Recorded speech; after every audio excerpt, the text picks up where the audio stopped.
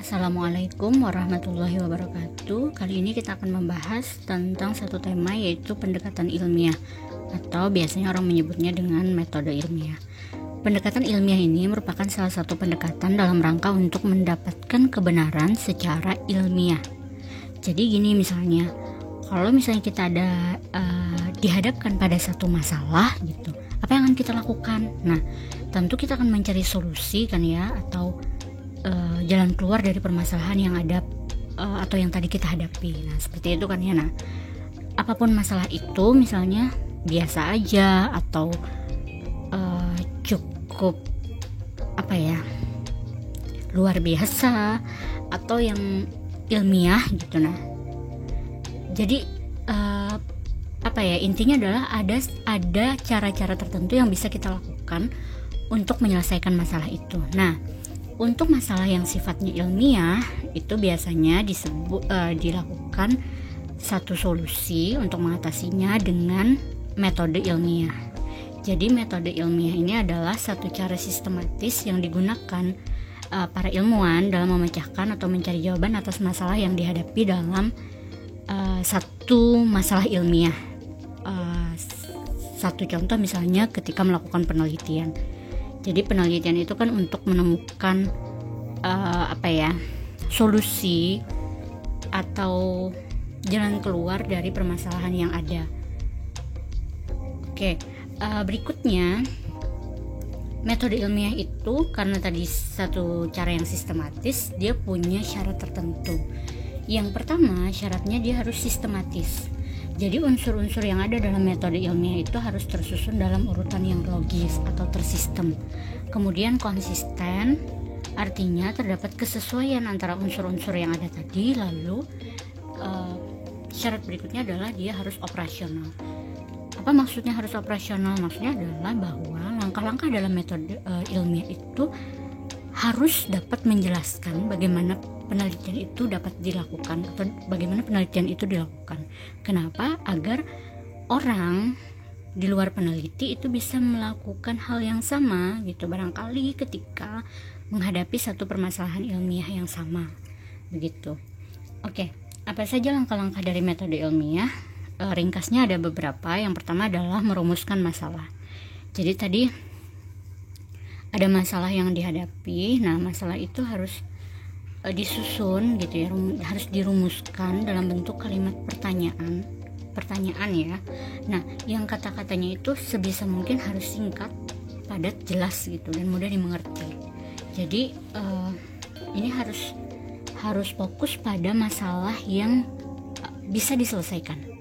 Nah, yang kedua adalah menyusun hipotesis atau dugaan sementara, atau ada yang menyebutnya adalah jawaban sementara terhadap permasalahan yang sedang dihadapi.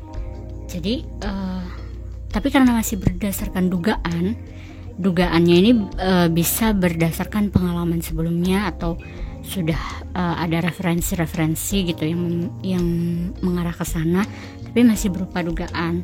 Untuk itu di tahap ketiga harus menguji hipotesis. Jadi harus diuji nih, benar tidak hipotesisnya, benar tidak jawaban sementaranya atau dugaan sementaranya. Nah, inilah yang dimaksud dengan tahapan menguji hipotesis, yang dalam istilah lainnya itu disebut dengan melakukan percobaan atau penelitian itu sendiri atau eksperimen. Nah, ini juga harus dilakukan dengan cara yang maksudnya dengan teliti gitu ya, dengan gigi dan teliti agar dapat data yang valid begitu. Nah, kemudian di tahap berikutnya adalah menganalisis data. Data-data yang tadi diperoleh ketika melakukan penelitian itu kemudian diolah ya, entah dalam bentuk tabel kah, grafik kah, diagram kah. Jadi mudah gitu untuk dianalisis. Orang lain juga ketika melihat nanti akan mudah memahami gitu sajian-sajian data itu. Nah, kita yang menganalisis juga akan lebih mudah. Berikutnya adalah menarik kesimpulan. Nah, menarik kesimpulan ini juga harus dilakukan dengan benar, dalam arti kita harus bisa menghubungkan dengan masalah yang tadi ada, kemudian temuan yang kita dapatkan ketika menguji hipotesis. Nah, jadi kesimpulan ini sebisa mungkin gitu ya kan, harus bahkan itu adalah satu hal yang sudah valid dan merupakan jawaban sebenarnya dari masalah yang tadi sudah kita rumuskan di awal. Jadi bukan dugaan sementara lagi. Nah, berikutnya langkah yang terakhir adalah mengkomunikasikan hasil. Ini maksudnya adalah menyebarluaskan data atau hasil yang kita dapat dari hasil penelitian kepada orang lain. Bentuknya bisa dalam bentuk tertulis maupun lisan. Tertulis itu dalam bentuk laporan, lisan bisa dalam diskusi atau seminar-seminar yang memfasilitasi kita untuk bisa publish hasil penelitian. Oke. Nah, meskipun tadi metode ilmiah gitu ya disebutkan sistematis, kemudian bisa membantu kita dalam mencari solusi atas permasalahan yang ada, metode ilmiah ini sendiri punya keterbatasan. Kenapa dikatakan punya keterbatasan? Karena yang pertama, dia kan menggunakan panca indera ya, panca indera dalam menangkap fenomena yang ada. Nah, karena panca indera ini juga terbatas, maka ada peluang itu data yang kita peroleh itu tidak benar. Ada peluang untuk itu. Nah, jadi kemudian ketika data yang diperoleh itu tidak benar, dalam arti tidak valid, maka kesimpulan yang berlaku itu benar dengan catatan belum ada kebenaran lain yang menolak itu. Jadi masih bersifat tidak mutlak 100% seperti itu, karena tadi ada keterbatasan panca indera manusia dalam menangkap segala sesuatu fenomena begitu. Nah, tapi meskipun begitu, metode ilmiah ini dianggap cara yang lebih mendekati kebenaran dibanding cara-cara lain yang tidak ilmiah seperti itu ya. Oke, baik, kita lanjutkan. Nah, seseorang ilmuwan tadi menggunakan metode ilmiah, maka sebisa mungkin gitu ya, ini akan mengarahkan ilmuwan untuk bersikap ilmiah. Nah, sikap ilmiah ini adalah sikap yang harus dimiliki para ilmuwan. Misalnya yang pertama, sikapnya mencintai kebenaran yang objektif. Kenapa objektif? Karena harus benar-benar berdasarkan data yang ada gitu ya, tidak subjektif hanya karena perasaan, hanya karena ini gitu yang sifatnya subjektif.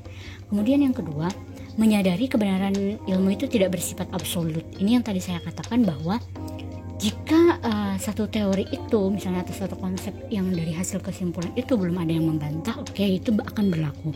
Nah, namun bisa jadi pada kurun waktu tertentu itu bisa dibantah atau terpatahkan oleh teori yang lain gitu. Nah, jadi tidak bersifat absolut. Kemudian ilmuwan itu juga punya rasa ingin tahu yang tinggi atau istilahnya curiosity yang tinggi. Kemudian yang berikutnya, ilmuwan karena tadi dia objektif, maka dia tidak berpikir secara prasangka gitu ya. Nah, yang kelima, ilmuwan itu juga ternyata di sikap ilmiah harus skeptis dalam arti meragukan satu konsep tertentu. Jadi dia harus menelusuri dulu nih, ini dari mana didapatnya dan sebagainya. Nah, keraguan bahwa itu benar atau benar atau salah gitu, itu kemudian menggiring dia untuk mencari kebenaran atau akar dari satu konsep itu ditemukannya gimana gitu. Nah, berikutnya optimis. Jadi itu ya, kalau misalnya ilmuwan itu tidak optimis, barangkali ketika dapat satu masalah dia tidak akan berusaha untuk mencari solusi karena udah pesimis di awal. Nah, makanya ilmuwan itu dia sikap ilmiahnya juga optimis. Kemudian teliti, harus teliti ya, karena kalau tidak teliti yaitu tadi karena keterbatasan panca indera takutnya nanti kesimpulannya bias. Nah, kemudian yang berikutnya adalah jujur mengungkapkan fakta.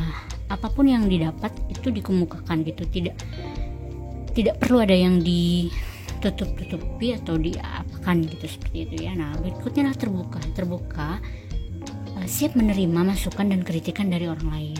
Barangkali tadi ketika mengkomunikasikan hasil gitu, ada orang yang kemudian mengkritik hasil dari penelitian kita atau apa, itu enjoy aja, maksudnya dalam arti oke, kita siap menerima masukan dan kritik itu, siap untuk melakukan follow up gitu, dan mempertanggungjawabkan apa yang kita tulis atau kita laporkan atau kita publish. Nah, berikutnya tidak takut salah karena ketika melakukan penelitian dan menganalisis data gitu, kita sudah berpedoman pada referensi-referensi yang kita anggap valid. Jadi tidak kemudian minder dan merasa takut salah seperti itu. Baik, itu beberapa sikap ilmiah yang dimiliki oleh para ilmuwan seperti itu ya. Tadi sudah dibahas tentang metode ilmiah, kemudian syaratnya, tahapannya, dan kemudian sikap ilmiah yang mengiringinya. Demikian untuk penjelasan tentang pendekatan ilmiah. Terima kasih atas perhatiannya. Assalamualaikum warahmatullahi wabarakatuh. Jumpa lagi lain waktu.